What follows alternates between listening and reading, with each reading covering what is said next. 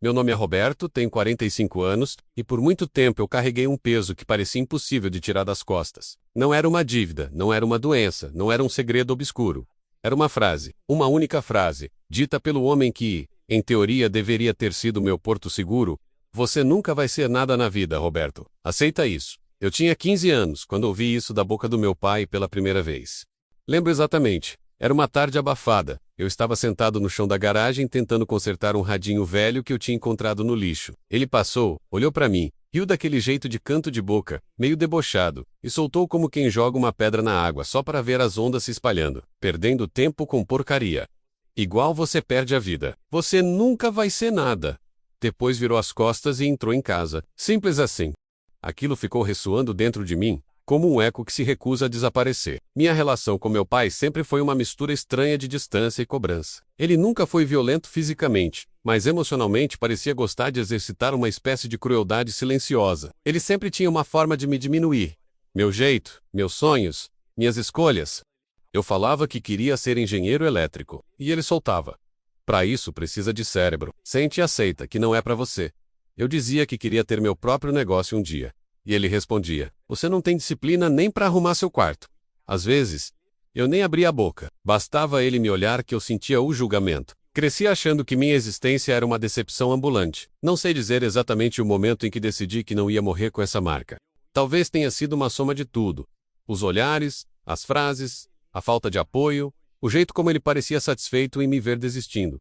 Mas uma coisa eu sei. A dor virou combustível. Eu comecei a estudar compulsivamente tudo que caía na minha mão sobre computadores, eletrônica, programação, negócios, qualquer coisa que eu achasse que pudesse me tirar da vida que eu levava. Passava horas em bibliotecas públicas, porque eu não tinha computador em casa. Passava madrugadas vendo vídeos, lendo artigos, mexendo em sucatas que eu juntava pelas ruas. Enquanto isso, meu pai repetia o mesmo refrão. Perdendo tempo. Ele dizia isso para tudo. Se eu estudava, perdendo tempo. Se eu tentava montar alguma coisa, perdendo tempo. Se eu trabalhava, perdendo tempo porque o salário era baixo. Se eu sonhava, perdendo tempo porque era coisa de otário. Aos 18 anos, consegui meu primeiro emprego de verdade. Atendente de loja de informática. Um salário mínimo e nenhuma perspectiva de carreira. Mas para mim, era a primeira porta que se abria. Meu pai, claro, zombou. Emprego de nada para quem não vai ser nada. Combinou. Dói lembrar, mas até isso me empurrou para frente. Na loja, eu tinha contato com computadores, peças, softwares, clientes e problemas reais para resolver. E eu observava o que vendia mais, o que faltava, o que irritava os clientes, o que eles pediam e a loja não tinha. Comecei a perceber padrões. Comecei a entender que solução, mais do que produto, era o que fazia dinheiro de verdade. Foi ali que a primeira fagulha acendeu. Mas eu ainda era só um garoto tentando provar para o próprio pai que não era um erro ambulante. Com o tempo, comecei a consertar computadores por fora. Depois passei a montar Pixie sob encomenda, depois oferecer manutenção para pequenas empresas. Eu ia crescendo de pouquinho em pouquinho, fazendo tudo com cuidado, olhando nos olhos dos clientes, entregando mais do que eles esperavam. Meu pai, ele dizia que eu estava me enganando, que aquilo nunca seria negócio de verdade, que eu deveria procurar trabalho de homem, mas a verdade é que no fundo ele tinha medo. Medo de eu dar certo, medo de perder o controle que exercia através das palavras, medo de ver que, apesar dele, eu poderia ser alguém. A primeira grande virada da minha vida aconteceu por causa de um erro da loja onde eu trabalhava. Um erro simples, mas que virou oportunidade. Eu lembro exatamente do dia. Uma empresa pequena tinha levado 10 computadores para formatação e limpeza. Um serviço simples, mas que a loja não conseguiu entregar no prazo, porque o técnico principal faltou. O dono da empresa apareceu furioso, dizendo que aquilo ia causar um prejuízo enorme, porque os funcionários ficariam parados. O gerente da loja se desesperou, começou a se enrolar nas explicações, e sem pensar muito, me chamou na frente do cliente, para tentar remediar a situação. Roberto, vê se você consegue resolver isso hoje. Pelo amor de Deus. O cliente me olhou de cima a baixo, com um ar de desconfiança. Eu era só um atendente, magro, novo, sem expressão de autoridade. Mas respirei fundo e perguntei calmamente quais máquinas eram mais urgentes. Ele apontou 3. Peguei as 3, sentei num canto da loja e trabalhei como se estivesse ligando minha vida, aquelas que pus. Não almocei, não levantei, não falei com ninguém, apenas consertei. Às 5:30 da tarde, as 3 máquinas estavam prontas, funcionando melhor do que quando chegaram. O cliente ficou tão surpreso que pediu meu número pessoal, E 2 dias depois, me ligou oferecendo um contrato mensal para cuidar dos computadores da empresa inteira. Era pouco dinheiro, mas era um começo menos meu começo. Quando contei ao meu pai, esperando algum comentário neutro pelo menos, ele respondeu rindo: contrato, isso aí é esmola, você se ilude fácil demais. Eu deveria ter me acostumado, mas doeu. Doeu porque uma parte de mim, por mais que eu negasse, ainda procurava aprovação. Mas, naquele mesmo instante, eu decidi que seria a última vez que eu esperaria qualquer tipo de reconhecimento dele. A verdade é que o contrato virou 5. Depois 10. Depois 20. Pequenas empresas começaram a me procurar. Eu fazia tudo sozinho, indo de ônibus de um lado ao outro da cidade, com uma mochila cheia de ferramentas e peças. Eu vivia cansado, mas otimista. Eu sentia que estava construindo algo que finalmente me pertencia. Aos 25 anos, abri minha primeira empresa, que na prática, era um quartinho alugado nos fundos de uma papelaria, com uma mesa, 2 cadeiras, uma prateleira torta e um ventilador que fazia mais barulho do que vento. Coloquei uma plaquinha simples na porta: Rua Silva menos suporte técnico e manutenção. Naquela noite, passei na casa do meu pai para levar uns documentos da minha mãe. Ele estava sentado no sofá vendo TV. Quando mencionei que tinha aberto uma empresa, ele nem olhou para mim. Só perguntou: pagou quanto para alugar o buraco? Eu respondi. E ele começou a rir.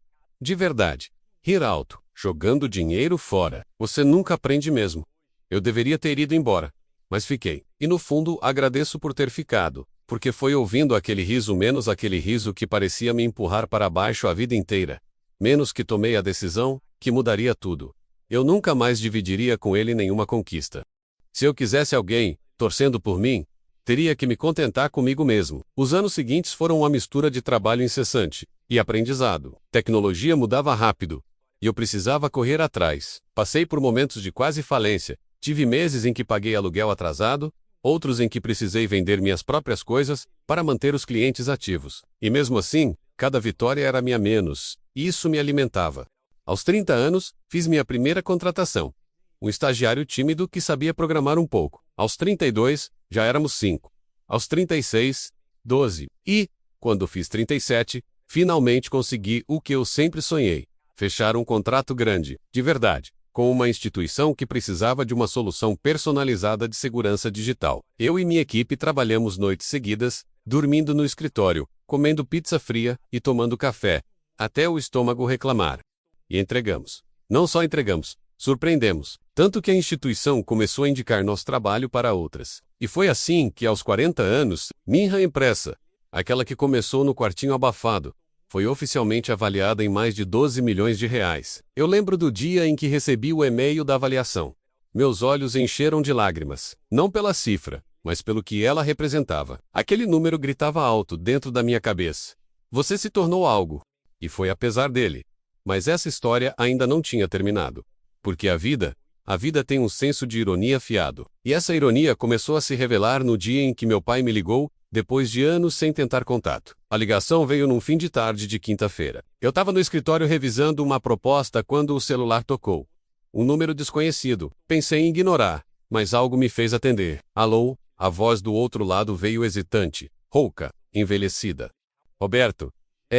Sou eu, seu pai. Eu fiquei em silêncio por alguns segundos. Não porque estava emocionado menos, mas porque eu realmente não sabia o que dizer. Aquela voz que sempre soou dura e imponente, agora parecia pequena, quase frágil. E por um instante eu me perguntei se era algum tipo de trote. Mas não era. Era ele. Posso falar com você? Ele perguntou. Respirei fundo. Pode? Ele demorou para continuar, como se estivesse procurando palavras que não eram naturais para ele. Eu preciso de ajuda. A frase caiu pesada. Meu coração acelerou, não por pena, mas pela estranha sensação de que algo grande estava prestes a acontecer. Por anos, eu tinha fantasiado com esse momento, mas sempre imaginando que, quando chegasse, eu estaria pronto. A verdade é que não estava. Que tipo de ajuda? Perguntei, finalmente. Ele tossiu do outro lado. Uma tosse seca, dura, que parecia arranhar seu peito. Estou passando por dificuldades. Muitas dificuldades. Perdi o emprego. Faz tempo. A casa está para ser tomada. E eu não tenho ninguém. E por que está me ligando agora? Perguntei, sem elevar o tom. A pergunta não era agressiva menos. Era honesta. Ele ficou em silêncio por quase 10 segundos antes de responder. Porque você é tudo o que eu tenho. As palavras ecoaram na minha cabeça como um tiro silencioso. Tudo o que ele tinha. Eu. O filho que nunca seria nada. O que ele ridicularizou, subestimou, humilhou. O filho que cresceu achando que cada passo era pequeno demais, cada sonho longe demais, cada vitória insuficiente demais. Você pode vir aqui, ele pediu. Eu não tenho dinheiro nem para passagem. Fechei os olhos por um instante. Não por dó menos, mas por decisão. Eu sabia que, independentemente da dor do passado, eu não seria como ele. Não carregaria o mesmo padrão. Não repetiria o ciclo. E também sabia que precisava ver, com meus próprios olhos, o que tinha se tornado daquele homem que um dia destruiu muito mais do que incentivou. 30 minutos depois, entrei no carro e dirigi até o endereço que ele me passou. Um bairro simples, casas antigas, muros descascando. Parei em frente a uma casa que parecia ter sido esquecida pelo tempo. A pintura descascava, as janelas estavam trincadas e o portão enferrujado estava aberto. Toquei a campainha. Nada. Toquei de novo. E então ouvi passos lentos, arrastados. A porta abriu. E lá estava ele. Meu pai parecia menor, não apenas fisicamente. Embora estivesse magro, curvado, com os olhos afundados menos, mas emocionalmente, parecia ter perdido aquele brilho arrogante que sempre o acompanhava. Entra, ele disse baixinho. Entrei, e o cheiro de mofo e remédio me acertou como um soco. A sala estava cheia de caixas, contas espalhadas, remédios vencidos, móveis velhos. Era como entrar em um retrato do abandono. Você está doente? Perguntei. Ele hesitou. Um pouco. Nada grave. Mas eu sabia que era mentira. Seus olhos denunciam mais do que qualquer exame. Sentamos. Ele pareceu reunir coragem antes de falar. Eu fiz muitas coisas erradas com você. Eu o encarei sem responder. Eu sei que fui duro. Sei que falei muita besteira. Eu não devia ter dito que você nunca seria nada. Aquilo doeu menos. Mas de um jeito diferente. Não era mais a dor de antes. Era a confirmação de algo que eu já sabia. Ele sempre soube o que fazia. Não foi descuido. Não foi exagero.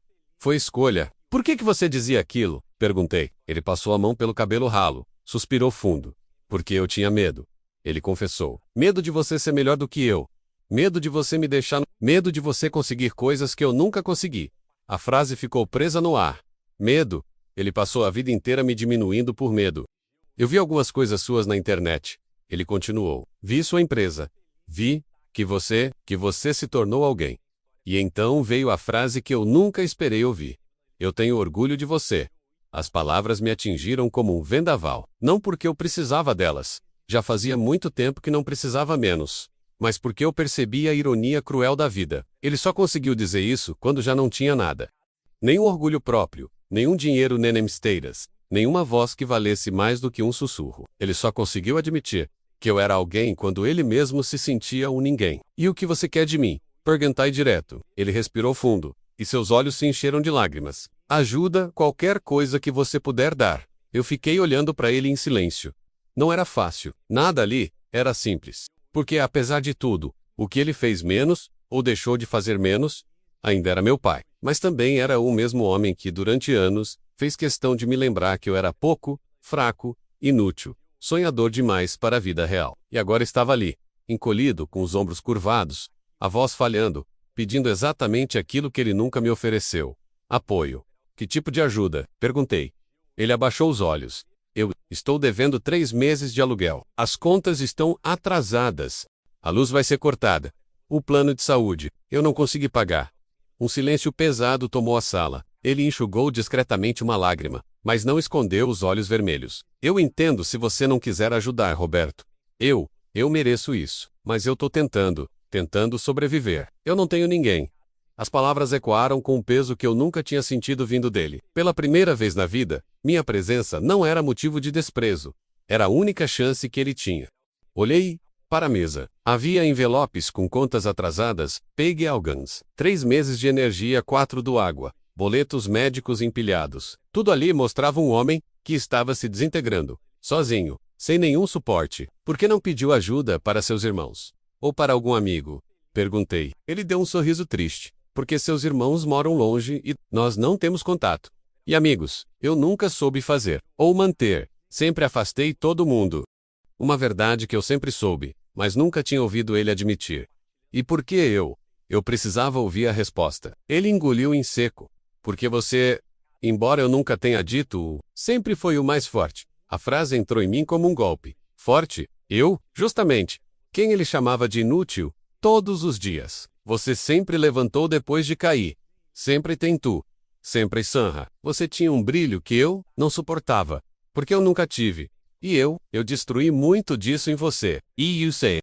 A sinceridade dele me deixou sem ar por alguns segundos. Pela primeira vez, eu vi um homem quebrado, não o tirano emocional que eu conhecia. Eu passei minha vida inteira tentando ser mais do que meu pai foi. Ele continuou, mas só consegui repetir tudo de ruim.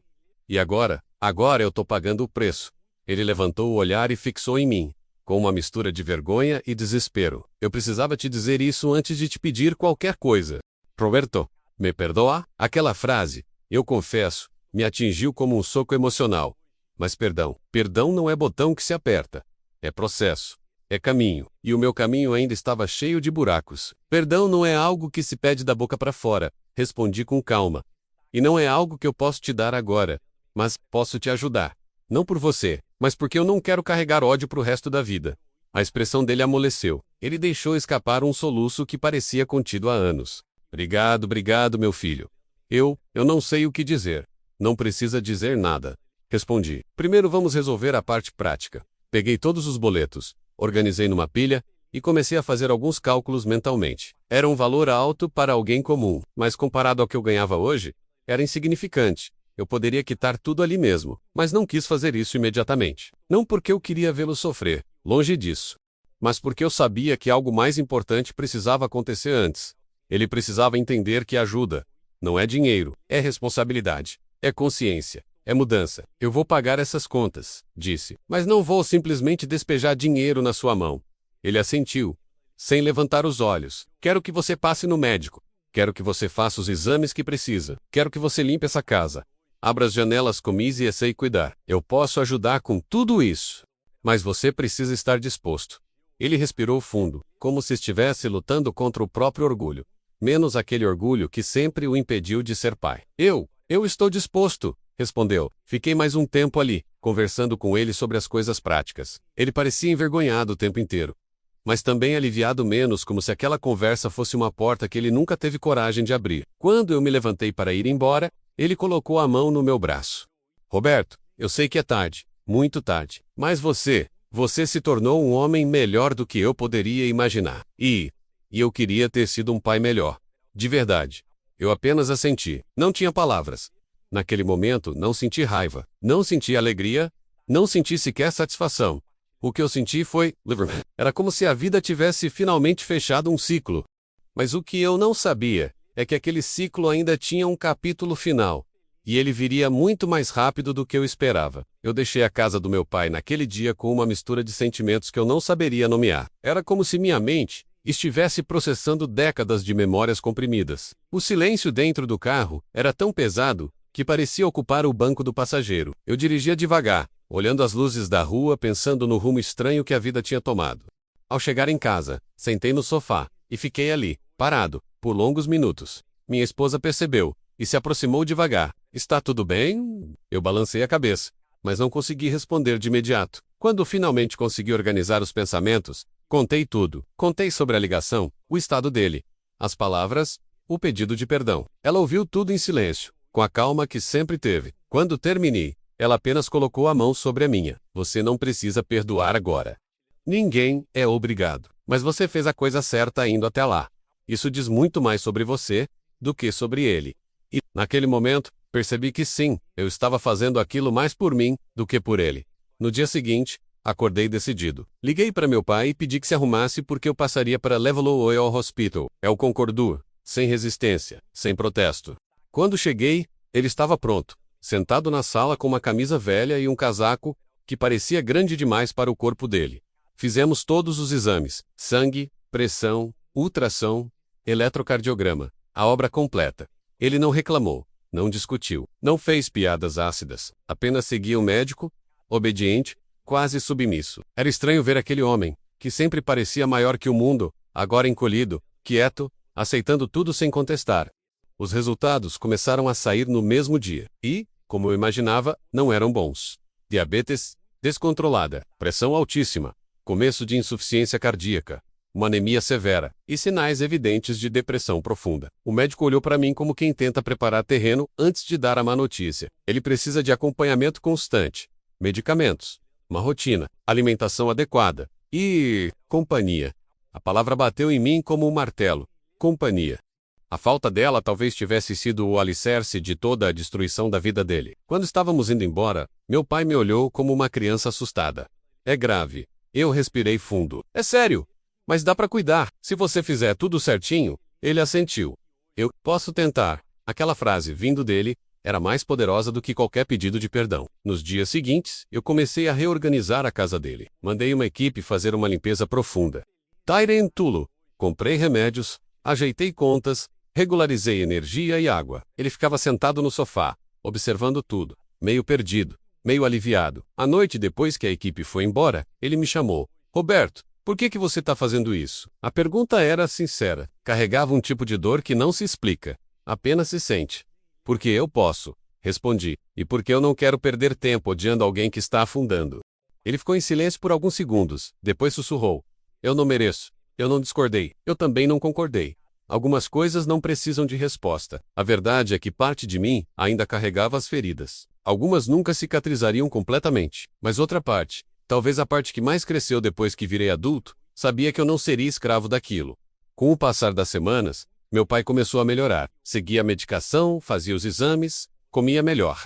Ele até arrumou a própria cama, menos um hábito simples, mas que ele tinha abandonado há anos, e de forma surpreendente, começou a conversar comigo de um jeito que eu nunca tinha visto. Ele perguntava sobre meu trabalho, sobre minha esposa, sobre meus gostos, sobre coisas que eu achava que ele nunca se importaria em saber. Como se, de repente, ele estivesse tentando recuperar 20 anos em poucas semanas. Um dia, sentado à mesa, ele disse algo que me pegou desprevenido.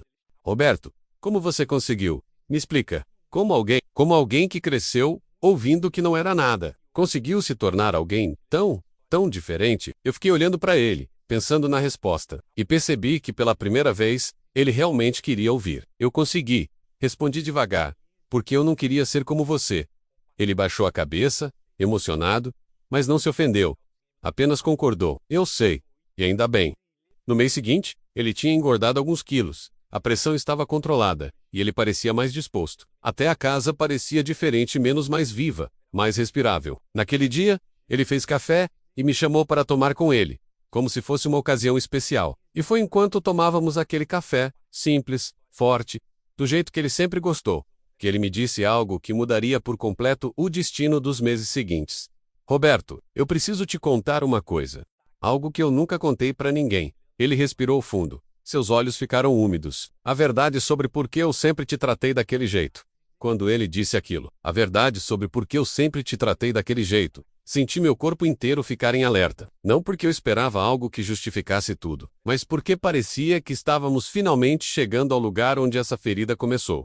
Meu pai respirou fundo, como se estivesse reunindo coragem para mergulhar em um poço escuro que evitou a vida inteira. Quando você nasceu, ele começou. Eu estava em um dos piores momentos da minha vida. Eu tinha acabado de perder meu emprego, meu casamento estava caindo aos pedaços, e eu não me achava bom o suficiente para nada. Nem para mim mesmo, nem para sua mãe. Nem provoca. Ele olhou para o café na xícara, girando devagar com a colher, como se estivesse tentando encontrar as palavras dentro daquele líquido quente. Eu cresci ouvindo do meu pai que eu era um inútil. Acredite ou não, ele usava exatamente a mesma frase que eu disse para você. Você nunca vai ser nada na vida. Eu cresci com aquilo batendo na minha cabeça todos os dias. De repente, uma peça encaixou dentro de mim. Não como desculpa, mas como explicação. E eu vi em você algo que eu nunca tive. Coragem, sonhos, futuro. Você tinha brilho nos olhos. E isso me irritava, porque me lembrava de quem eu deveria ter sido. Ele engoliu seco, tentando controlar a emoção. Eu tinha medo. Medo enorme. O tipo de medo que deixa o homem covarde. Medo de você ver que eu era falho. Medo de você me superar. Medo de você crescer e me deixar para trás. Ele riu de si mesmo, mas com um riso triste, cansado. E na minha cabeça doente, eu achava que se eu te diminuísse, você não iria embora. As palavras bateram dentro de mim, como marteladas. Não porque eu não imaginasse algo assim, mas porque ouvir da boca dele, com aquela honestidade crua, era diferente. Transformava tudo. Eu repeti com você o que meu pai fez comigo. E eu sabia que estava errado. Mas eu não sabia como parar. Cada vez que eu te via tentando crescer, eu sentia uma mistura de orgulho e inveja. E essa inveja me fazia falar coisas horríveis. Ele passou a mão pelo rosto, enxugando olhos que começavam a transbordar. Quando você saiu de casa, eu pensei que ia me sentir aliviado, mas o que eu senti foi vazio, como se tivesse perdido a única chance que eu tinha de ser um pai de verdade. Eu permaneci em silêncio, não porque não tivesse algo a dizer menos, mas porque qualquer palavra naquele momento parecia pequena diante da confissão. Eu acompanhei seu crescimento de longe. Mesmo quando eu fingia não me importar, quando alguém falava de você, quando eu ouvia seu nome, algo em mim mexia, mas eu não tinha coragem de te procurar, porque eu sabia que eu não merecia. Ele suspirou profundamente. E agora que a vida me tirou tudo, eu percebi que só sobrou você. E eu entendo se você não quiser me perdoar. Eu não estou te pedindo isso. Só precisava que você soubesse a verdade.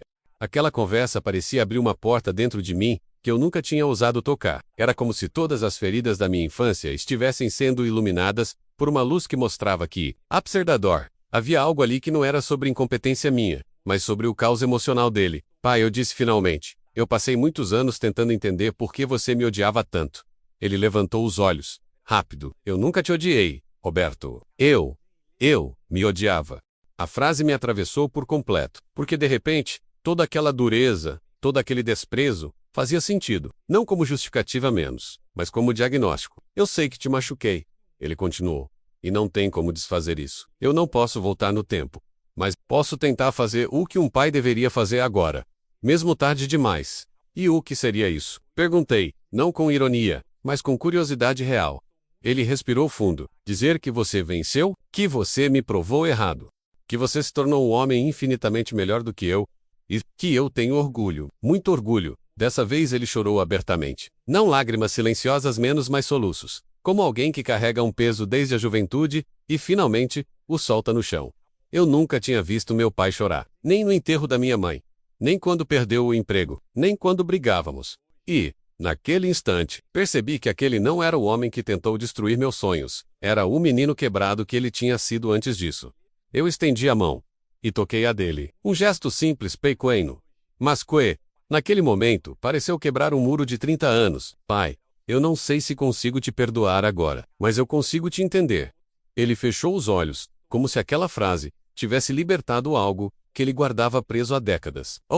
Só isso já vale mais do que tudo. Eu respirei fundo. A conversa tinha tirado um peso enorme das minhas costas menos, mas também tinha criado um novo tipo de responsabilidade. Uma que eu nunca imaginei carregar. E foi ali, naquela cozinha simples, com cheiro de café e paredes descascando, que eu percebi. A vida estava me dando a chance de encerrar uma história menos, ou reescrevê-la. Mas antes que eu pudesse decidir como fazer isso, algo aconteceu. Algo que mudaria completamente os meses seguintes. E meu pai sabia exatamente do que se tratava. Porque, depois daquele café, ele finalmente me contou o que estava escondendo desde o início. Ele não tinha apenas problemas financeiros, ele tinha pouco tempo. Ele esperou alguns segundos antes de continuar, como se estivesse escolhendo cada palavra com extremo cuidado, não para me poupar, mas para não desmoronar enquanto falava. Roberto, o médico não te disse tudo. 10 meses.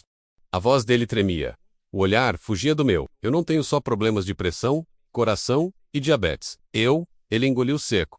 Foi a primeira vez que vi meu pai com medo de verdade. Eu tô com uma doença avançada. Um tipo de câncer no estômago. Já espalhou. Eles disseram que não tem mais como operar. O mundo pareceu ficar mudo por alguns segundos. Eu só ouvia o som distante do vento batendo na janela e o relógio da parede marcando o tempo como se fosse uma contagem regressiva. Eu queria responder, mas minha boca não se mexia. Minha mente não aceitava. Não assim. Não desse jeito. Não nesse momento em que pela primeira vez eu estava aprendendo quem meu pai realmente era. Quanto tempo? Consegui perguntar, com a voz embargada.